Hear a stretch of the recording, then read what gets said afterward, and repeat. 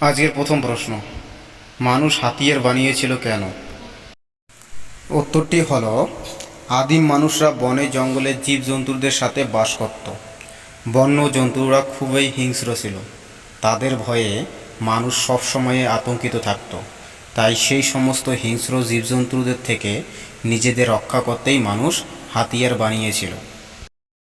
এমনই সব অজানা প্রশ্নের উত্তর জানতে ভিডিওটি অবশ্যই শেষ পর্যন্ত দেখতে থাকুন। পরের প্রশ্নটি হলো, আগুন আবিষ্কারের ফলে মানুষের কী সুবিধা হয়েছিল? উত্তরটি হলো, আগুন আবিষ্কারের ফলে মানুষ কাঁচা মাংসের পরিবর্তে আগুনের ঝলসে মাংস খেল। তা তাদের কাছে খুবই সুস্বাদু লাগলো।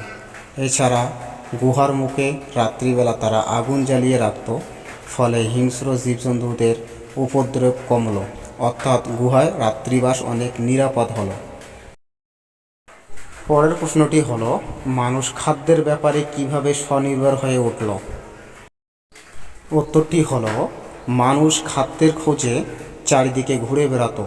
তারা লক্ষ্য করল যে এক ধরনের ঘাসের ডগায় প্রচুর দানা থাকে। সেই দানাগুলি খেতেও ভালো এবং তা থেকে আবার নতুন গাছও জন্মায়। ফলে তারা খাদ্য উৎপাদন শিখে গেল।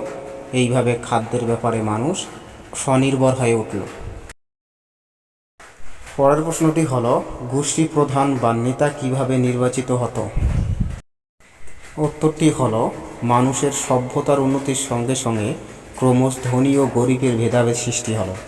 ফলে তৈরি হলো সমাজের নানা আইন কানুন ও গোষ্ঠী। এই গোষ্ঠীগুলিকে সঠিকভাবে চালনা করার জন্যই একজন সর্বসম্মত ব্যক্তিকে গোষ্ঠীর নেতা হিসাবে নির্বাচন করা হতো। পরের প্রশ্নটি হলো, ব্যবসা বাণিজ্য কিভাবে শুরু হলো? উত্তরটি হলো, বিভিন্ন গোষ্ঠীর মধ্যে জিনিসপত্রের আদান প্রদান চলত। এভাবেই শুরু হয় বিনিময় প্রথা।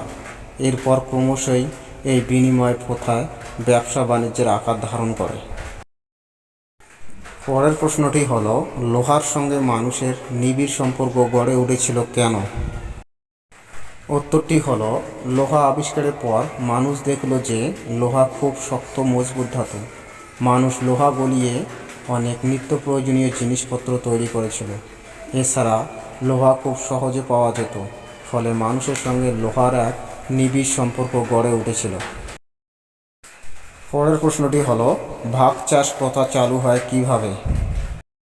উত্তরটি হলো, জমিদারদের অতিরিক্ত জমি অনেক সময় তারা অন্য কোনো লোককে দিয়ে চাষ করিয়ে নিত এবং তার বিনিময়ে ওই লোককে কিছু ফসল দেওয়া হতো।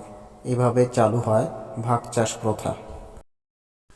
পরের প্রশ্নটি হলো, বনের পশুকে পোষ মানিয়ে মানুষের কী সুবিধা হলো?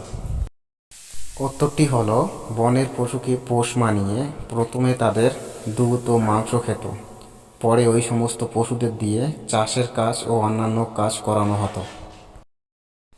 ভিডিওটি কেমন লাগলো তা কমেন্ট করে অবশ্যই জানাবেন এবং কোনো অংশে ভুল থাকলে অবশ্যই কমেন্ট করবেন।